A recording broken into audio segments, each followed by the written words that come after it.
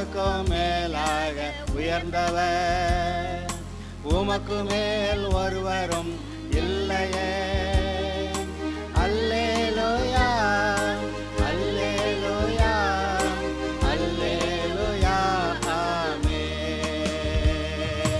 அல்லேலூயா, அல்லேலூயா, அல்லேலூயா, ஆமென்.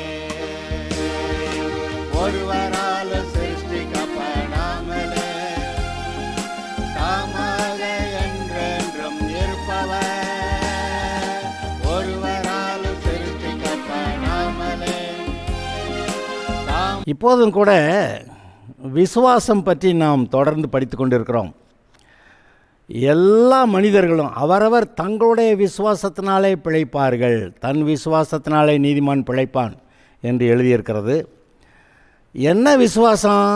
கர்த்தரை விசுவாசித்து, இயேசு என்னுடைய ஆண்டவர், அவர் என்னுடைய பாவங்களுக்கு பரிகாரம் செய்திருக்கிறார், அவரை நான் நம்புகிறேன், ஏற்றுக்கொள்ளுகிறேன் என்ற இந்த ஒரு அடிப்படையில் தான் ஒரு மனிதன் ரட்சிக்கப்படுகிறான். அந்த விசுவாசத்தினாலே நீதிமான் ஆகிறான். அந்த விசுவாசத்தினாலே அவன் மரித்து நரகம் போகாமல் பிழைத்து பரலோகம் போகிறான். இவ்வளவுதாங்க, சிம்பிளுங்க. ஆக இந்த கர்த்தர் பேரில் வைக்கிற விசுவாசம் இல்லாமல் மக்கள் இந்த உலகத்தின் அநேக காரியங்களிலே விசுவாசத்தை வைத்து முடிவிலே மரித்து நரகம் போகிறதை நாம் பார்க்கிறோம். நமக்கு ஒரு பெரிய ஆச்சரியம், எவ்வளவு ஜனங்கள் அங்கே பெரும்பாதையான பெரிய அகலமான பாதை, ஏன்னா அவ்வளோ பேருக்கு மரித்து நரகம் போகிறவங்க அந்த பாதையில் போகிறதுக்கு ஏகப்பட்ட பேர் அந்த பாதையில் போகணுங்கிறாங்க. அதனால் அங்கே பெரிய பாதை, வாசல் விரிவாக இருக்குமா, அதில் போகிறவர்கள் அநேகர். மரித்து நரகம் போகிற பாவிகள் அதில் போகிறார்கள். ஆனால் ஜீவ பாதைக்கோ அந்த வாசல் இடுக்கமாக இருக்கிறது, வழியும் கூட குறுகலாக இருக்கிறது. அந்த இடுக்கமான வாசல் எது? இயேசுங்கிற வாசல். இயேசு சொன்னார், நானே வாசல், ஆடுகளுக்கு வாசல் நானே, நானே வழியும் சத்தியமும் ஜீவனுமாக இருக்கிறேன், என்னால் என்று ஒருவனும் பிதாவிடத்தில் வரமாட்டான்னாரு. ஆக இந்த காரியங்களை நாம் அறிந்திருக்கிறோம். இப்பொழுது இந்த விசுவாசம் பற்றி பார்த்து கொண்டு இருக்கிறோமே. கடந்த செய்தியில் ஆதாம் அவன் எல்லா விவரமும் தெரிந்து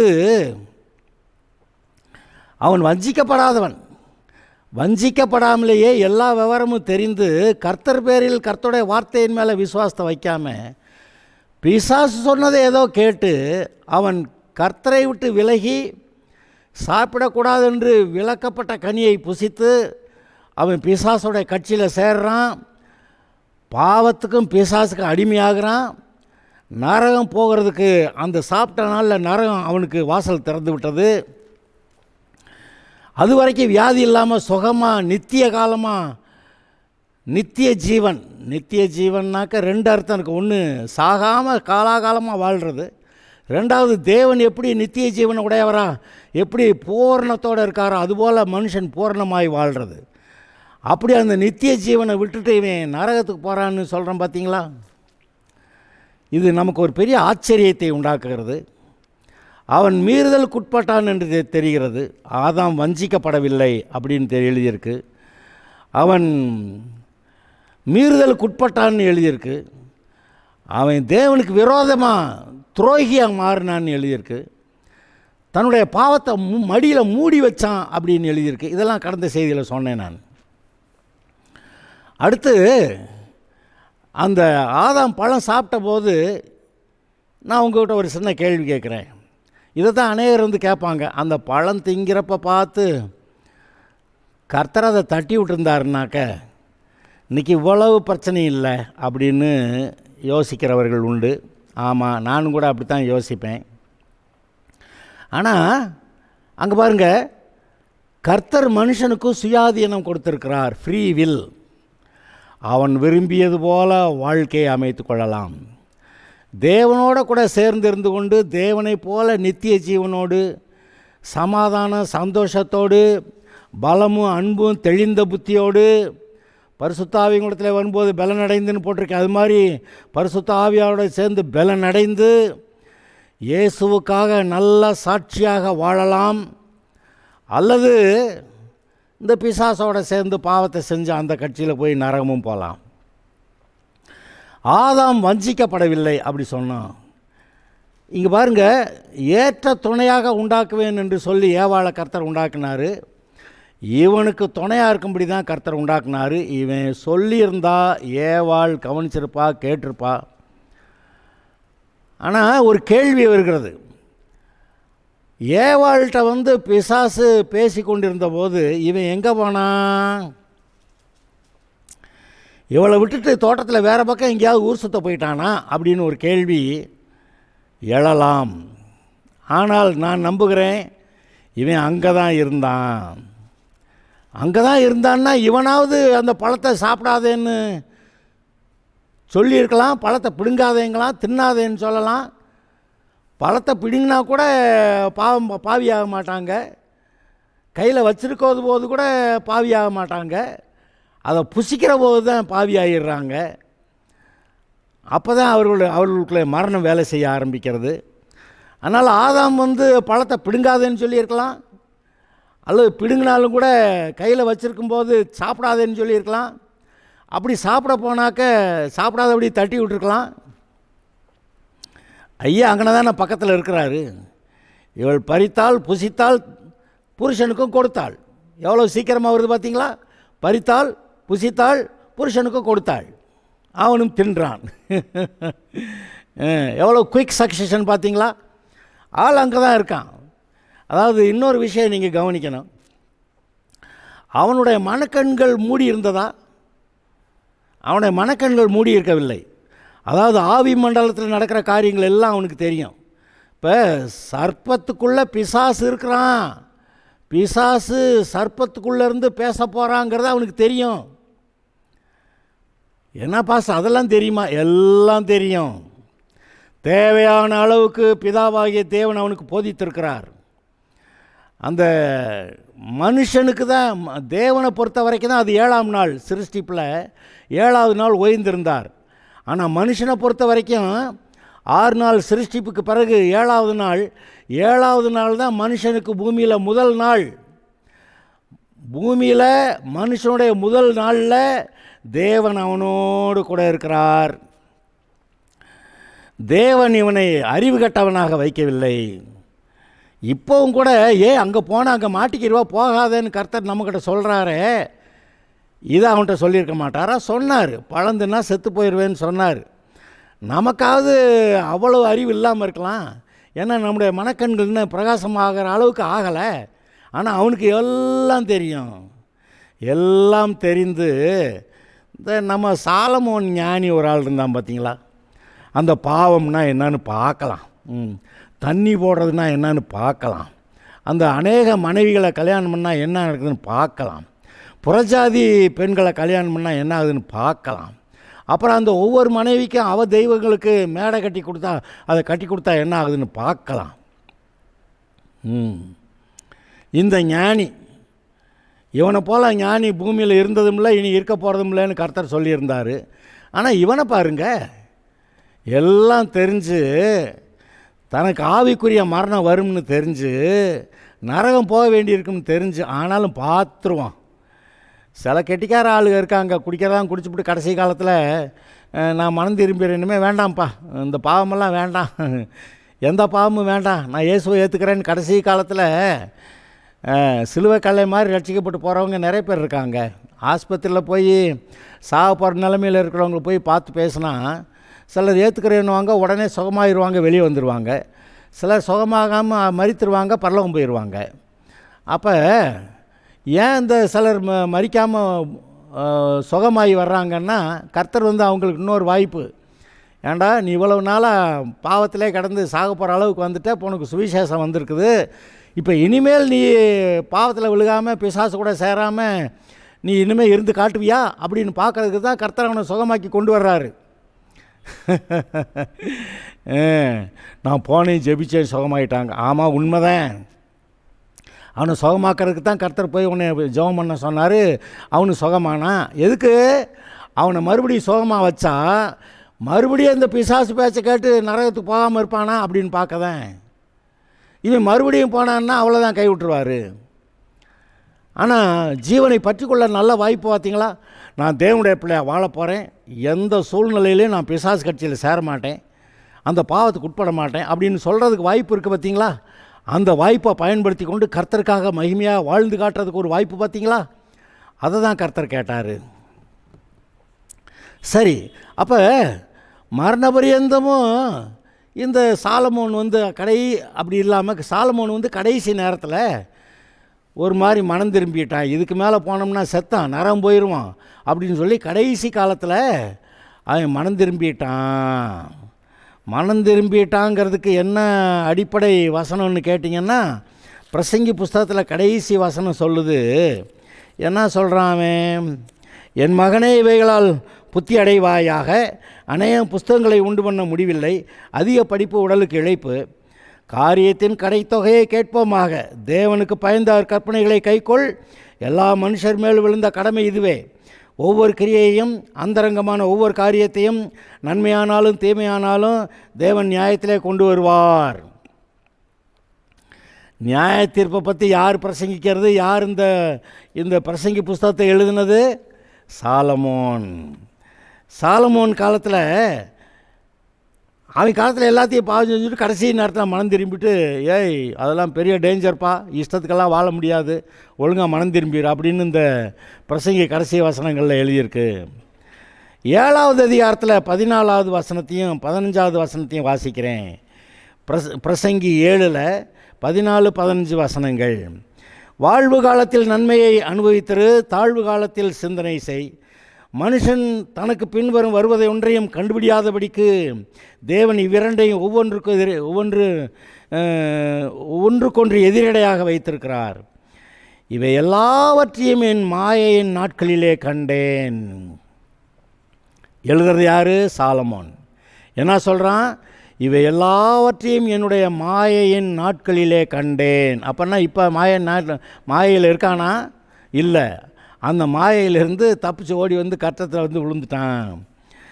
தன் நீதி இவை எல்லாவற்றையும் என் மாயையின் நாட்களிலே நான் கண்டேன் அப்படின்னு சொல்லியிருக்கு. அப்புறம் கர்த்தர் தாவீதுக்கிட்டே ஒரு வார்த்தை சொல்லியிருந்தார். என்னது? உன் குமாரன் சேட்டை பண்ணால் மற்றவர்களப்போ, அதாவது அதுக்கு முந்தின இருந்த சவுல்கிட்ட என்னுடைய கிருபையை விளக்குனது போல் நான் சாலமோன்ட்டு என் கிருபையை விளக்க மாட்டேன். ஏன்னா இவன் மனம் திரும்புவேன்னு அவருக்கு தெரியுது. அவன் மனம் திரும்பி வர்றதுனால அவனை மிலாறுகள்னால் தண்டித்து அவனை ரட்சிப்பேன்னு சொல்லிட்டார். அதையும் நீங்கள் பார்க்கலாம். ஆக இந்த சரீர மரணத்துக்கு முன்பாக மனம் திரும்பி ரட்சிக்கப்பட்டுட்டா பரலோகம் தான். அது வரைக்கும் மாயையிலே இருந்து சரீர மரணத்துலேயும் நான் மாயையிலே நரகம்தான் போவேன்னு உறுதியாக தீர்க்கமாக இருக்கிறவர்கள் தான் நரகம் போகிறாங்க. அதுபோல் ஆதாம் வஞ்சிக்கப்படாதவனாக இருந்து பிசாசு கட்சியில் சேர்றான். அவள் பழத்தை பறிக்கிறப்ப பேசாமல் இருக்கிறான், அதை கையில் வச்சுருக்கிறப்ப பேசாமல் இருக்கிறான், புசிக்கிறப்ப பேசாமல் இருக்கிறான். அவள் இன்னொன்று பறித்து புருஷனுக்கும் கொடுக்குறா, அல்லது இதை தின்னதில் பாதியை இவன்கிட்ட கொடுத்தாளோ என்னமோ அதுவும் தெரியாது. புசித்தாள், புருஷனுக்கும் கொடுத்தாள், சாப்பிட்டார்கள், செத்தார்கள். ஆக இது மட்டும் இல்லை, இப்போ ஒவ்வொரு நாளும் குளிர்ச்சியான வேலையிலே கர்த்தர் விசிட் பண்ணி அவர்களோட உலாவி கொண்டு இருக்கிறது வழக்கம். இப்போ கர்த்தர் வந்தால் வர்ற சத்தம் கேட்டு ஓடி போய் ஒளிகிறாங்க. என்ன ஆச்சு இவர்களுக்கு? அது ரொம்ப அப்புறமேல் பார்த்தா நிர்வாணியாக இருக்கிறேன். நிர்வாணின்னு உனக்கு சொன்னது யார்? அங்கே சிருஷ்டிப்பில் அவர்கள் நிர்வாணியாக இருந்தும் வெட்கப்படாதிருந்தார்கள்னு எழுதியிருக்கு. இப்போ பாவம் வந்தவொடனே வெட்கம் வந்து விட்டது. நிர்வாணியாக இருக்கிறதுனால வெட்கமாக இருக்குது, ஓடி ஒளிந்து கொண்டோம். அத்தி இலையை எடுத்து தச்சு போட்டுக்கிட்டு இருந்தாங்க. அது சரிப்படாதுன்னு சொல்லி கர்த்தர் தான் ஒரு தோல் உடையை கொடுத்தாரு. இந்த தோல் உடை கூட இவர்களுடைய மீட்புக்காக, ரட்சிப்புக்காக, தேவகுமாரனா இயேசு தேவ ஆட்டுக்குட்டியாக வந்து தன்னை பலியிடுவாருங்கிறதுக்கு அடையாளமாக, அந்த ஒரு அடையாளமாக ஆடு பலியிட்டதுக்கு அடையாளமாக இருந்தால் அந்த ஆட்டோடைய தோலை கர்த்தர் கொடுத்துருந்தார். இவர்களுடைய வெட்கத்தை மூடுகிறதற்கு, நிர்வாணத்தை மூடுகிறதற்கு, வெட்கப்படாமல் இருக்கிறதுக்கு. சரி, இங்கே பாருங்கள், இன்னொரு விஷயத்தை நான் உங்களுக்கு சொல்லணும். ஆதாம் தெரிஞ்சு நரகத்துக்கு போகலான்னு தீர்மானிக்கிறான். இன்றைக்கும் ரட்சிக்கப்படாமல் மரிக்கிறவர்கள் அவ்வளோ காலம், எத்தனை வயது வருஷம் இருந்தார்களோ அத்தனை காலமும் தேவனை நிராகரிக்கிறார்கள். இயேசு வந்து இவ்வளோ பாடுபட்டிருந்தாலும் கூட அவரை அசட்டை பண்ணி, அப்படி எழுதியிருக்கு. இயேசு தமக்கு சொந்தமானதிலே வந்தாராம், அவருக்கு சொந்தமானவர்களோ அவரை ஏற்றுக்கொள்ளவில்லை, அப்படி எழுதியிருக்கு. இயேசு சொன்ன அந்த உவமைகளை வாசிச்சிங்கன்னா, தோட்டக்காரன் தோட்டத்தை ஆயத்தப்படுத்தி அந்த அந்த தோட்டக்காரர்கள்ட்ட, அந்த சொந்தக்காரன் தோட்டத்தை பயிரிடுகிறத கொடுத்து வருஷம் அதோடைய கனியில் எனக்கு சேர வேண்டியதை கொடுக்கணும்னு சொல்லி அவனை விட்டுட்டு போனப்போ, இந்த தோட்டம் போட்டவங்க என்ன செஞ்சாங்களாம்? குமாரன் வருகிறான், அவனை கொன்னுட்டா இனிமேல் தோட்டம் நமக்கு என்று சொல்லி அந்த குமாரனை கொன்றார்கள்னு அந்த கதையெல்லாம் பரிசேயர்கிட்ட, வேதபாரகர்கிட்ட கர்த்தர் பேசுகிறார். அப்படி இருக்கிறப்ப இந்த தோட்டத்துக்கு எஜமான் வரும்போது என்ன செய்வான்னு கேட்டால், இவங்களெல்லாம் கொன்று விட்டு வேறு ஆட்கள்கிட்ட அந்த குத்தகையாக கொடுப்பாங்கன்னு அவங்க சொல்கிறாங்க. இப்படி தான் உங்களுக்கும் நடக்கும், இந்த நாட்டுக்கும் இந்த தேசத்துக்கும் இந்த ஜனங்களுக்கு நடக்கும்னு சொல்லிவிட்டார். அப்போ அவங்க முழிக்கிறாங்க, ஐயோ அப்படி ஆகாது இருப்பதாக அப்படின்னு சொல்கிறாங்க. ஏங்க அப்படி ஆகாது இருப்பதாகன்னு சொல்லிவிட்டு அவங்க ரட்சிக்கப்பட்டாங்களா? ரட்சிக்கப்படலையே. அப்போ அந்த மரணத்தில், அந்த பாவத்தில், பிசாசோடைய அடிமைத்தனத்துக்குள்ளே எவ்வளோ தூரம் உறுதியாக நிற்கணும்னு அவங்க இருந்திருக்காங்க பார்த்தீங்களா?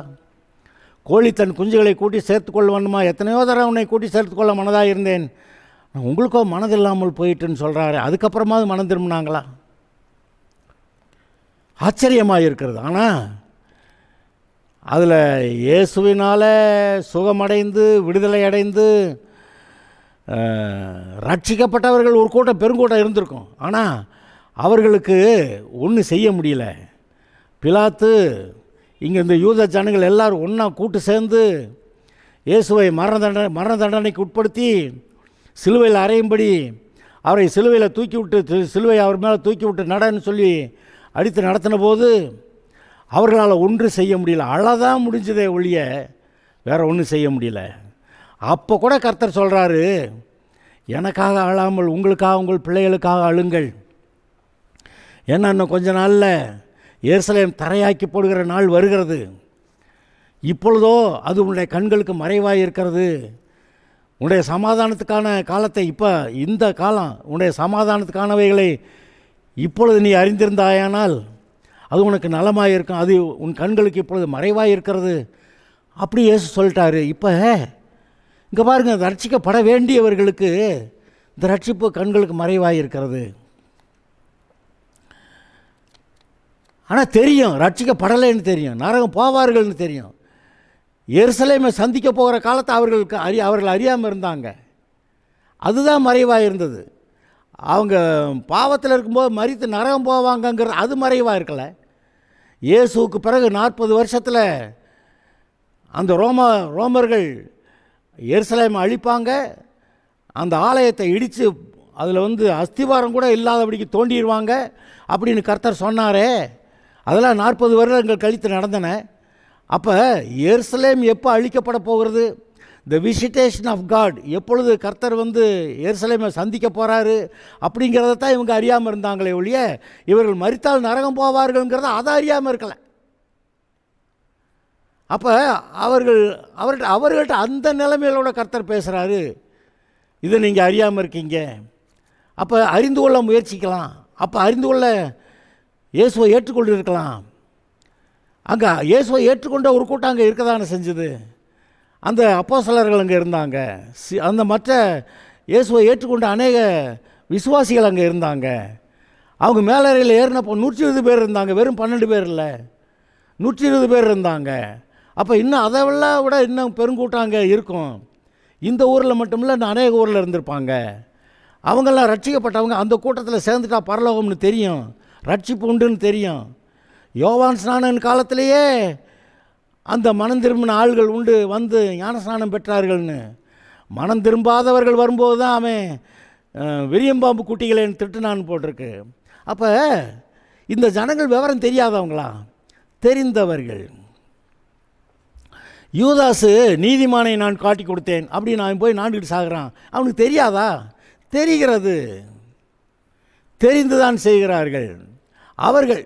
அந்த ஆளுக இரத்தக்கரையமான இந்த பணத்தை காணிக்கப்பட்டியில் போடலாகாது.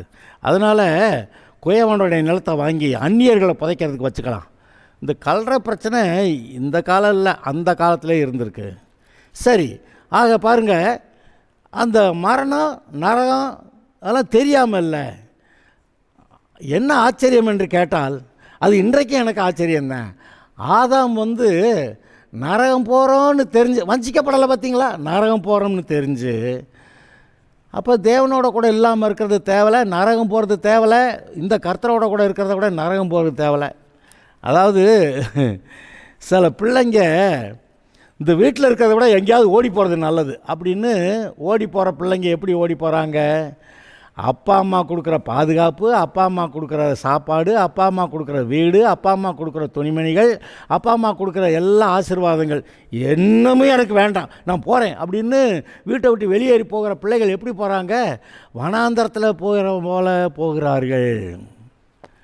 அங்கே வழியில் திருடர்கள், கொள்ளைக்காரர்கள், கொலைகாரர்கள், பிள்ளைகளை பிடிச்சிட்டு போய் கிட்னி எடுக்கிறவன், ஹார்ட் எடுக்கிறவன், அப்படியெல்லாம் அந்த கூட்டத்துக்குள்ளே இவங்க இளங்கன்று பயமறியாதுன்னு சொல்லி போகிறாங்க.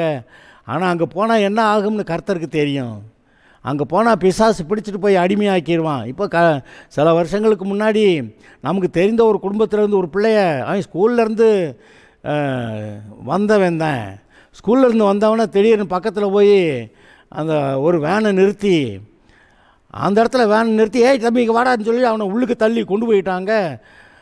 பக்கத்தில் ஒரு ரொம்ப தூரம் இல்லை, பக்கத்தில் ஒரு ஊரில் போய் அவனை எங்கேயுமே போக விடாமல் தோட்டத்தில் தண்ணி பாய்ச்ச மற்ற தோட்ட வேலைகளை செய்கிறதுக்கு வச்சுட்டாங்க. அரை கஞ்சியை குடிக்க கொடுத்து வாழ்நாளெல்லாம் அவன் அடிமை வேலை பார்க்கணும்.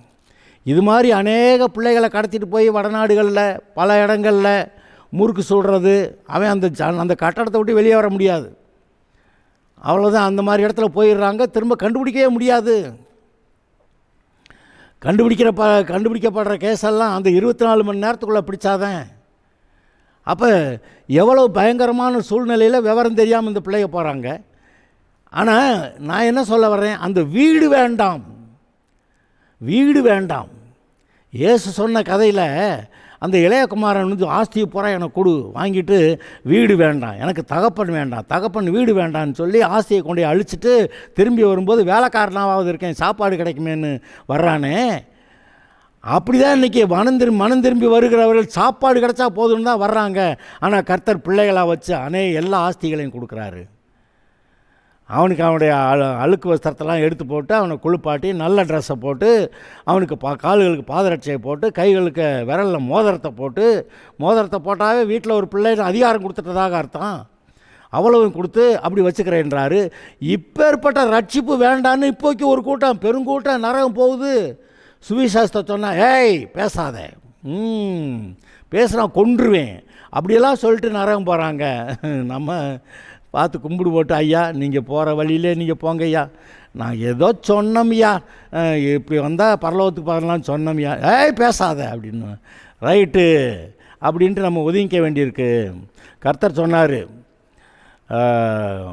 அதாவது முள்ளுகளுக்குள்ளே விதையாதிருங்கள், பன்றிகளுக்கு முன்பாக முத்துக்களை போடாதிருங்கள் அப்படின்னு சொன்னால், அது மீறி போட்டால் அதெல்லாம் மிதிச்சுப்புட்டு உங்களையும் பீறி போட்டுரும்னு சொல்லியிருக்கிறாரு. அப்போ இந்த ஆட்கள் சுவிசேஷத்துக்கு விரோதமாக இருக்க ஆட்கள் எவ்வளோ வைராக்கியத்தோட வெறியோட கூட வேலை பார்க்குறாங்க. தேவனுக்கு விரோதமாக அதாவது தேவனுக்கு விரோதமாக செயல்படும்போது அவங்க போகிறது நரகம்னு தெரிஞ்சு தேவனுக்கு விரோதமாக எவ்வளோ ஆக்ரோஷமாக அவங்க செயல்படுறாங்கங்கிறத நீங்கள் நினச்சி பாருங்கள்.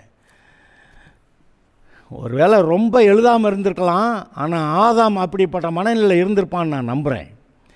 ஏன்னா இவ்வளவு இப்பேற்பட்ட மனநிலையை கொடுக்கறது வேற ஆதாம் தனக்காக தானாக அதை உண்டாக்கியிருக்க முடியாது. அவ்வளோ பேர்பட்ட மனநிலையை, கர்த்தரை விட்டு விலகிற மனநிலையை, பாவத்துக்குள்ளே போகிற மனநிலையை, நரகத்துக்கு போனால் பரவாயில்லன்னு சொல்கிற மனநிலையை ஆதாமுக்கு அந்த பிசாசு இருதயத்தில் தோன்ற பண்ணியிருக்கிறான். அதெல்லாம் ஒரு வார்த்தையாக சொல்லி, இந்த ஆள் சரியில்லை, நீ செத்தா தேவனை போல் இருப்பேன்னு அவருக்கு தெரியும், ஆனால் பார்த்தியா உன்னை அந்த பழத்தை மட்டும் கூடாது சாப்பிடக்கூடாதுன்ட்டார். அப்படி எதையோ ஒன்று சொல்லி அந்த பழத்தை சாப்பிடக்கூடாதுன்னு, அது சாப்பிட்டா உன் கண்கள் திறக்கும்னு அவன் சொன்னது உண்மையாக பொய்யா? அவன் உண்மை சொன்னான். என்ன கண்ணு திறந்துச்சு? பாவக்கண்கள். பாவக்கண்கள் திறந்ததுனால என்னாச்சு? தான் நிர்வாணியாக இருக்கிறதையும் வெட்கமாக இருக்குதுன்னு சொல்லி அத்தையாக எடுத்து தைக்க வேண்டியதையும் அப்போ தான் தெரியுது அவனுக்கு. அப்போ பாவக்கண்கள் திறந்துச்சு. என்ன கண்ணு மூடிக்குச்சு? ஆவிக்குரிய கண்கள் மூடிக்கொண்டது. அதுக்கு என்ன வசனம் இருக்குது? 2 கொரிந்தியர் 4:4 இந்த உலகத்தின் அதிபதி இந்த சுவிசேஷத்தை அவர்கள் அறியாதபடிக்கு அவருடைய மனதை குருடாக்கினான் அப்படி எழுதியிருக்குல்ல. அப்போ ஆதாம் சாப்பிட்டப்ப அவனுடைய மனக்கண்கள் குருடாகி விட்டது, அவனுடைய பாவ கண்கள் திறந்து கொண்டது. இப்போ இந்த கண், இதே கண்ணு தான் பார்க்குறது நல்ல பார்வையாக, நிமிர்ந்த நல்ல பார்வை, நிமிர்ந்த நன்னடையும் நேர்கொண்ட பார்வையும், நிமிர்ந்த நன்னடையும் நேர்கொண்ட பார்வையும் அப்படின்னு நம்ம ஆட்கள் கூட சொல்லியிருக்கிறாங்க. ஆனால் கர்த்தரும் சொல்கிறாரு உன்னுடைய பார்வை சரியாக இருப்பதாக அப்படி சொல்கிறாரு. சில ஆட்களை பற்றி சொல்லும்போது இவன் பார்வையே சரியில்லை, இவனை பற்றி எச்சரிக்கையாயிரு அப்படி சொல்லுவாங்க. அப்போ அந்த பார்வையிலேயே சரியாக இருக்கிற பார்வை இருக்குது, சரியில்லாத பார்வை இருக்கிறது. இங்கே நான் அதை வாசித்து காட்டுறேன். மத்தேயு சுவிசேஷத்தில் 6வது அதிகாரத்தில் 22வது வசனத்தை வாசிக்கிறேன். கண்ணானது சரீரத்தின் விளக்காக இருக்கிறது. உன் கண் தெளிவாக இருந்தால் உன் சரீரம் முழுவதும் வெளிச்சமாக இருக்கும். உன் கண் கெட்டதாக இருந்தால் உன் சரீரம் முழுவதும் இருளாக இருக்கும். இப்படி உன்னுள்ள வெளிச்சம் இருளாக இருந்தால் அவ்விருள் எவ்வளவு அதிகமாக இருக்கும்.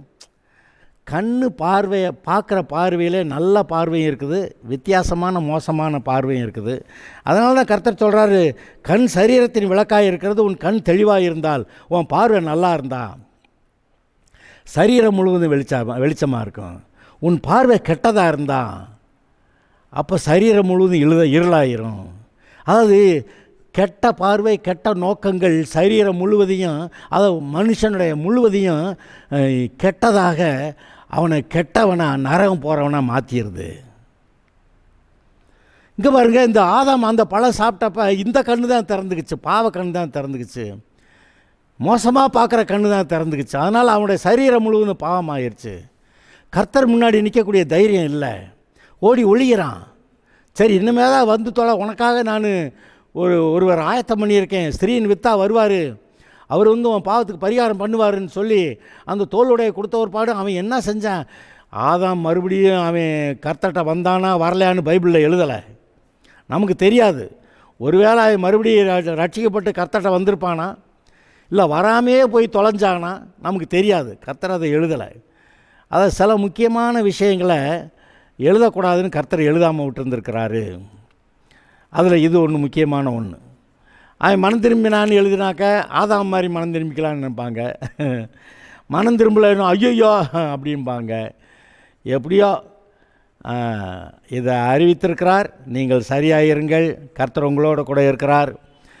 ஆதாமை போல் மீறுதலுக்கு உட்பட்டு தன் மடியிலே பாவத்தை மறைத்து வைத்து அப்படியெல்லாம் தேவனுக்கு துரோகம் பண்ணி அப்படியெல்லாம் இருக்கக்கூடாது. இன்றைக்கு ஆதாமுடைய விசுவாசம் நமக்கு வேண்டாங்க.